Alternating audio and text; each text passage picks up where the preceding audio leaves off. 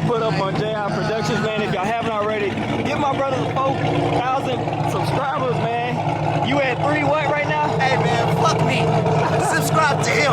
Fuck me. I'll be alright. Subscribe to him for the top. You hear me?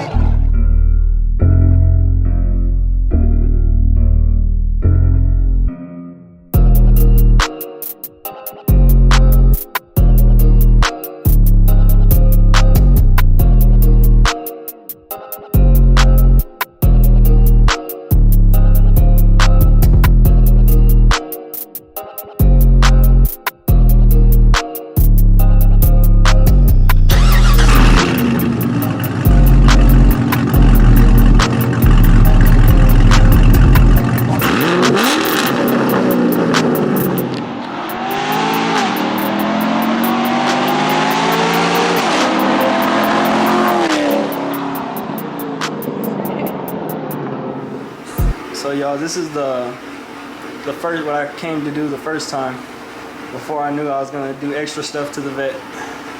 So basically, bro, we brought the vehicle in because it was overheating. So we started checking it out. Broken bolt on the intake manifold, the O2 sensor code.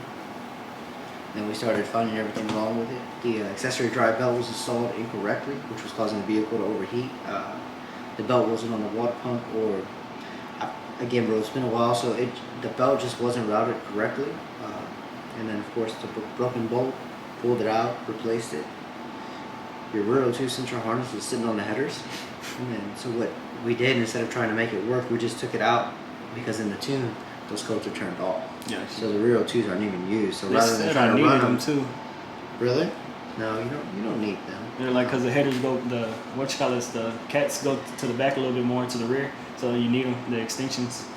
That's what they told me. I was like, if you wanted to use the rear O2s, yeah, you would need the extensions so that you could physically reach the connector, but in the tune they're turned off. And supposedly they tuned it, so. Yeah, so that's weird, man. There's no telling, bro. No bueno.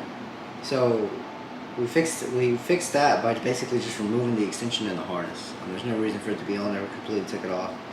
The tune, the X98 fuel for the 85 tune, and of course we did the flex fuel kit, and then we did the front timing cover seal. Then we did a new accessory drive belt because the old belt was damaged from being put on incorrectly, and a new tensioner. Forgot why we changed the tensioner. I think it was broken, right? Yeah, it was leaking. Yeah, there you go. Super common on those for them to leak just with the mileage. They're, how do you say, it's weird that the way they work, but they have liquid in them. So we swapped that out. And then we did the transmission oil and the transmission oil filter, fresh fluid, fresh differential fluid, engine fluid. Then we put your new battery in for you. And then of course remove the bolt, new spark plugs, and then the radiator surge tank cap, which is a cap for your reservoir. So that was the first deal, man. And then literally when we're on the dyno, clock, clock, clock, clock. Yeah. And I heard that before I brought it up here. It would do it every now and then. Yeah, exactly. So it didn't do it to us at all, bro, until we were literally like pretty much 3/4 of the way done with the tune. And then Matt called me and I heard it, and I'm like, all right, we gotta stop. Yeah. And that's when we moved forward with the cam. So with the cam, we did the DOD delete package, the camshaft package, and then the tune. Within the package, man, a lot of different stuff in here. Of course, the lifter was the issue. We didn't physically find one broken, but a lot of times what happens is they don't, how do I explain this? They're hydraulic, right? I heard they get stuck sometimes. Exactly, and they get stuck, and that's basically what happens. So. And then two, we're like, oh man, because we couldn't, when we pulled it in, it was nice and quiet, of course. Yeah. So we really want to try to find exactly what was bad, what was wrong. But once we pulled it in, it was quiet. And once we removed everything, all the lifters they looked as they should, So we pulled the entire engine out of the Corvette, like you saw, and we checked all the bottom end. We make sure you didn't have nothing crazy down there. No shavings or anything. Exactly. Yeah. Had a little bit of shavings, but I mean for 100,000 miles. Yeah, it's expected. Kind of be to be expected. Yeah. Especially after that, what it went through. Exactly, because we knew there was something wrong. So we just, again, what happens is that lifter gets stuck, and it just so happened that when we pulled it in, it wasn't stuck at that time. but we didn't. You or anybody, you don't want to keep driving it until it stays completely stuck, because that's when you run into big problems. You can damage the block and all. It's good that we fixed it when we did. So of course, with the DOD delete, man, new head bolts, new lifters, new lifter trays, head gaskets, valley cover gasket, crank bolt, exhaust manifold gaskets, the VVT camshaft bolt, water pump gaskets, and another front timing cover seal. Then the camshaft, the cam, spring, VVT lockout, push rods, rocker arm training upgrade. We just changed our spark plugs, so we reused them, and then fresh oil change. So damn near all the internals are brand new? Pretty much, bro, except for the crank rods and pistons. And then we even took it as far as, at the very bottom of the invoice, I don't know if you noticed it, we ended up, like I said, we pulled the engine out because I really wanted to pull the oil pan out to make sure that we didn't have some big chunk of metal down there, especially in the pickup tube. Mm-hmm. So we pulled the engine out, and we pulled the entire oil pan off the car, and we cleaned out the oil pan, made it look brand new, and then we cleaned out the pickup tube to make sure there's a little bit of a flake in there, so we cleaned all that out. And it's no big deal, you know. But still, rather have it clean. Yeah, I was just worried that if we didn't, what if there's like a big chunk, you know, or stuck in there or something. Your timing chain tensioner, you know, or just a big something. Yeah, at this point, you know, like we were too far deep into it to not, you know, to not do that, you know. So we even, because we did that, we swapped out the oil pump, put a brand new oil pump on the car, and a brand new timing chain. But the thing is the oil pump, it's all mechanical, it's all gears, right? So over time, those gears wear out. Gotcha. So a fresh oil pump will definitely help out with oil pressure, keep everything nice and lubricated. But also, you really don't want to run an oil pump after you've had a lifter failure, because all of that metal and metal flake has already gone through the oil pump. So it's probably some stuck in there, it's just going to rerun it? It might be some stuck in there, and then too, those gears are just going to have all of that stuff on them. So if you fire it back up with fresh internals, now all of that flake is going to go all back into your engine. Because you got to think about it, we pulled the oil pan off, so we cleaned all the flake out of there. We disassembled the oil pan completely to clean out the pickup tube to make sure that whatever was in there didn't go back to the engine. So if we would have fired it up, then whatever was in the oil pump would went back into the car. And then too, with the mileage that your vehicle has, you really don't want to reuse that oil pump, you know. So cheap, I call it something, you know, cheap insurance. You know? Kind of like changing your oil every 3,000, even though you run synthetic, you know. It's just something you want to do. Exactly, just to keep the vehicle running healthy, you know.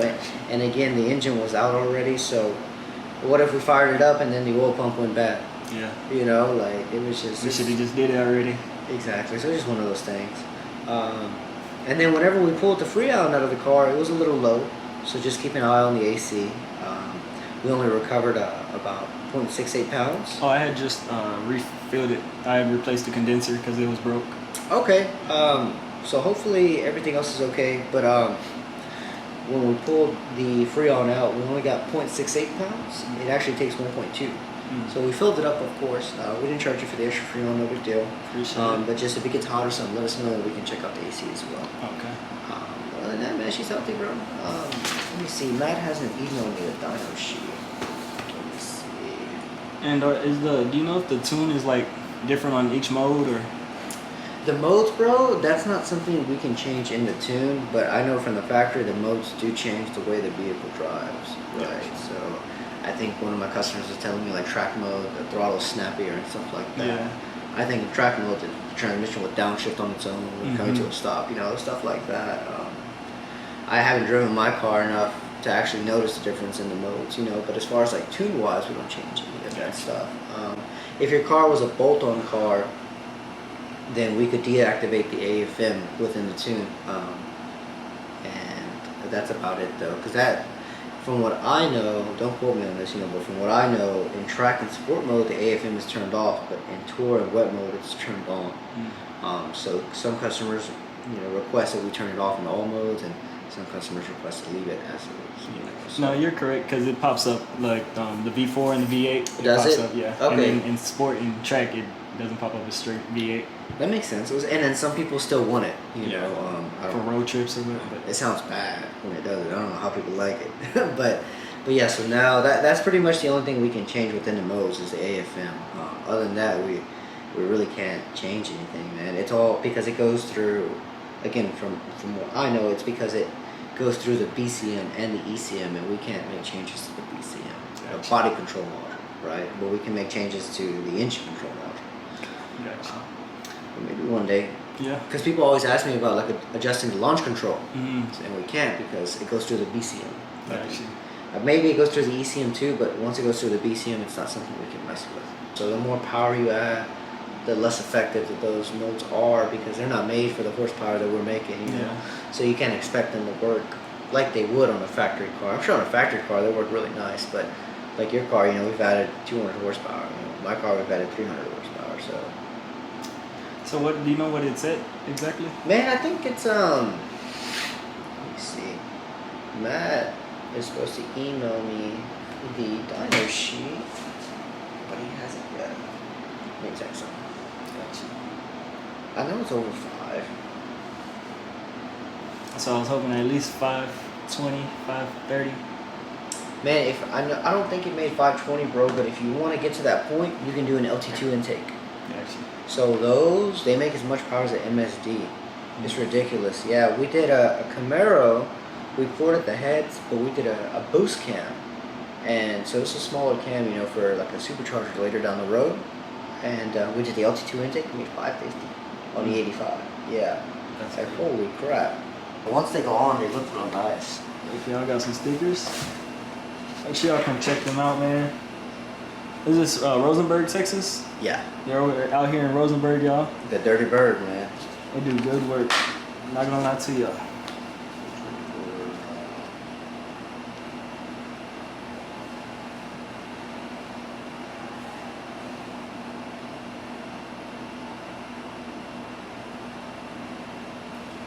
Is that black car back there that says your name on it? Is that the same one we saw last time, or is that different? The one in the Outback. It says Juniors. Oh, the JRSS.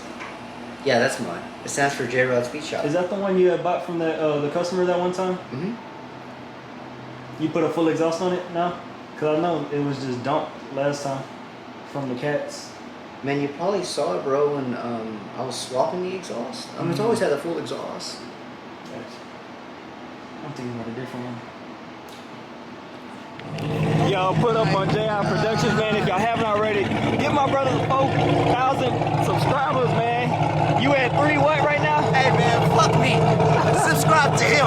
Fuck me. I'll be alright. Subscribe to him for the top. You hear me? Forget about me. I'm just goddamn regular diddler. That right there is pressure. Oh my God, I lost his voice already, man. Man, that thing is talking, man. The dynamic duo is finally back. Even though my Chevy brother got the Ford, it's good. We get to pull up the meets together again, finally. It's been forever. My boys are going stupid over there. It's like brand new all over again. That's what I'm about to do when I get home. I'm about to just sit there and look at it and let it shake in the driveway. I can't wait, man. It's not shaking as much as I would like though. I need some more mods. And I ain't at what I thought I would be at. No, I'm in the 511. He said he think it was like 511, 510, something like that. He got a hit up Matt. I still love it though. So yo, I'm here editing the video and just realized I forgot to do an outro. Guess I was too excited, too overwhelmed, man. But man, y'all remember, stay versatile, treat each day like it's y'all Friday, man, and go ahead like it's y'all last. We out. Pop that motherfucker bed.